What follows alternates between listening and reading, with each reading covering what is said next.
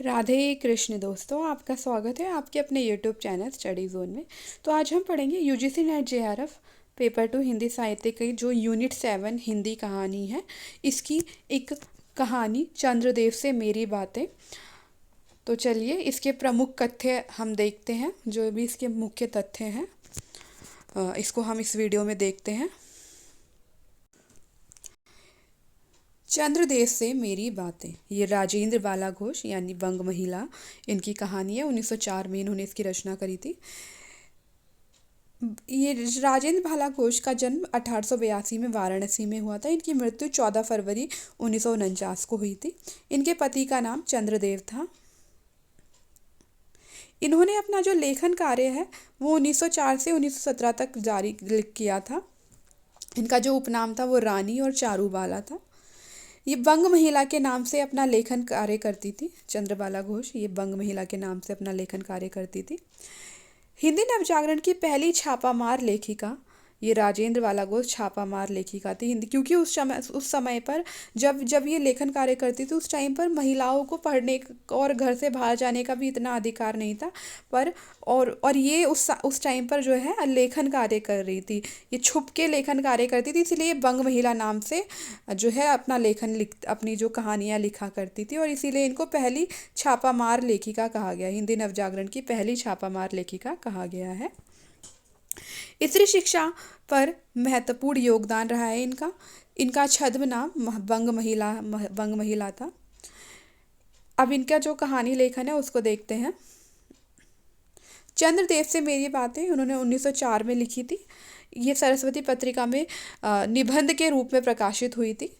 इनकी अन्य कहानी है कुंभ में छोटी बहू, ये इनकी अगली रचना है। धुलाई वाली ये 1907 में सरस्वती पत्रिका में प्रकाशित हुई। भाई बहन 1908 में बाल प्रभाकर पत्रिका में प्रकाशित हुई। दलिया 1909 में इनकी अगली रचना है। ये हृदय परीक्षा 1915 में सरस्वती में प्रकाशित हुई। इनकी पुस्तक देखते हैं कुसुम संग्रह। काशी नागरी पचारणी सभा 1911 में प्रकाशित हुआ। काशी नागरी पचारणी सभा से ये इनका जो है कुसुम संग्रह इनकी पुस्तक है। ये इसके अंतर्गत अनुदित कहानियों व विभिन्न पत्र पत्रिकाओं में प्रकाशित हुए लेखों और आलेखों का संग्रह। क्या कह रहे हैं? अनुदित कहानियों और विभिन्न पत्र पत्रिकाओं में प्रकाशित हुए लेखों और आलेखों का संग्रह है कुसुम संग्रह। चंद्रदेव से मेरी बातें, इस कहानी के विषय में देखते हैं हम। यह इनकी पहली कहानी है।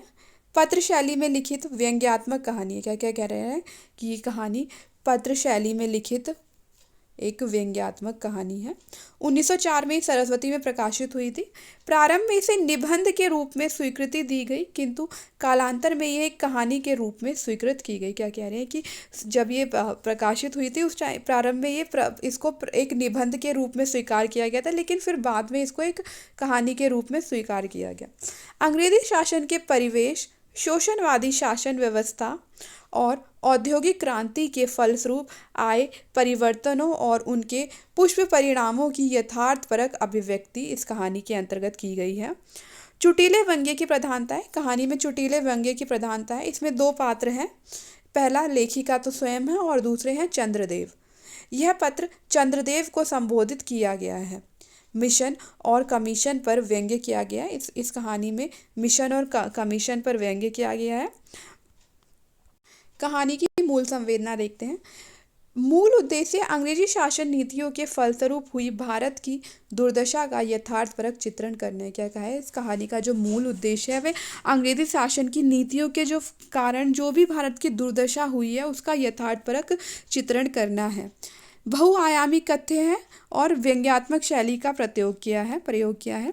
सरकारी नौकरियों के नाम पर सुख भोगने की प्रवृत्ति पर व्यंग्य किया है। क्या कह रहे हैं कि सरकारी नौकरी के नाम पर जो सुख भोगने की प्रवृत्ति है उस पर व्यंग्य किया है।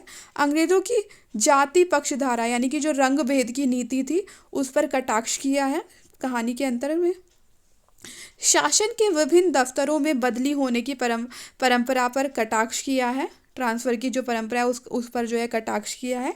लॉर्ड कर्जन की शोषणवादी नीतियों पर प्रहार किया है। अंग्रेजों की रंग भेद की नीति का विरोध किया है कहानी के माध्यम से। अंग्रेजी शासन काल में भारत की संस्कृति, सभ्यता, धर्म, आदर्श आदि के स्वरूप में आए परिवर्तन पर चोट की है। कुपोषण के शिकार बच्चों की स्थिति की ओर संकेत हुआ है। भारत के विशेषकर बंगाल की दुर्दशा की ओर कहानी में संकेत किया है। विद्युतीकरण, यंत्रीकरण के फलस्वरूप उत्पन्न बेरोजगारी का चित्रण किया है। क्या कह रहे हैं कि जो भारत में विद्युतीकरण और यंत्रीकरण के कारण जो भी बेरोजगारी उत्पन्न हुई है उसका चित्रण किया है कहानी में। गंगा नदी पर बन रहे पुलों और बांधों के फलस्वरूप धार्मिक भावनाओं पर हुए आघात की ओर संकेत किया है। युद्ध सामग्री के विकास की ओर संकेत हुआ है। विक्टोरिया की मूर्ति पर व्यंग्य किया है, यानी कि वहाँ की जो रानी विक्टोरिया है उसकी मूर्ति पर भी व्यंग्य किया है। कहानी में वैज्ञानिकता के फलस्वरूप बौद्धिकता के विकास तथा उससे उत्पन्न परिवर्तनों की चर्चा हुई है। भारत भूमि के दोहन से विकृत भारत भूमि का स्वरूप चित्रण किया है। कह रहे हैं कि जो भूमि का जो दोहन हुआ है उसके कारण जो भी भूमि का जो भी विकृत रूप है उसका जो है चित्रण किया है। भारतीय शासकों की चाटुकारिता तथा अंग्रेजों के हाथ की कठपुतली होने का चित्रण हुआ है। चिकित्सकीय विकास और प्लेग जैसी महामारियों का इसमें वर्णन आया है कि कैसे ये सारी बीमारियां फैल रही हैं।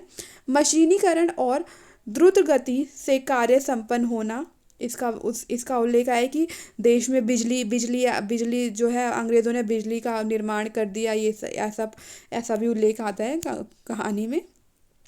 ये कहानी जो है पत्रात्मक शैली में लिखी गई है। अब देखते हैं भवदेव पांडे का जो इसके कहानी के विषय में क्या कहते हैं। बंग महिला की पहली कहानी चंद्रदेव से मेरी बातें हिंदी साहित्य की पहली कहानी थी जिसने अपने समय की राजनीति और अर्थनीति को केंद्रीय तथ्य बनाया। क्या कह रहे हैं कि ये जो चंद्रदेव से मेरी बातें कहानी है ये हिंदी साहित्य की ऐसी पहली कहानी थी जिसने अपने समय राजनीति और अर्थनीति को केंद्र का तथ्य बनाया है। भवदेव पांडे इसे हिंदी की पहली राजनीतिक कहानी मानते। क्या कह रहे हैं, जो भवदेव पांडे हैं वे इस कहानी को हिंदी की पहली राजनीतिक कहानी मानते हैं। अब देखते हैं गोपाल राय क्या कहते हैं। तो व्यंग्य आधुनिक कहानी का बहुत कारगर औजार माना जाता है। क्या कह रहा है कि जो व्यंग्य है ये कहानी का बहुत ही कारगर औजार माना जाता है। इस कहानी में समकालीन वायसराय कर्जन के प्रशासन पर करारा व्यंग्य किया गया है। अंग्रेजी, हिंदी एवं हिंदी के तत्सम शब्दों की बहुलता है कहानी में। तत्कालीन न्याय व्यवस्था एवं पेंशन पर व्यंग्य किया है।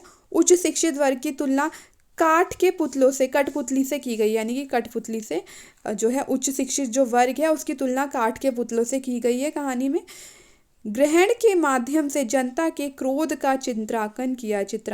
ग्रहण यानी कि जो चंद्र ग्रहण और सूर्य ग्रहण होता है उसके माध्यम से जनता के क्रोध का चित्रांकन किया है।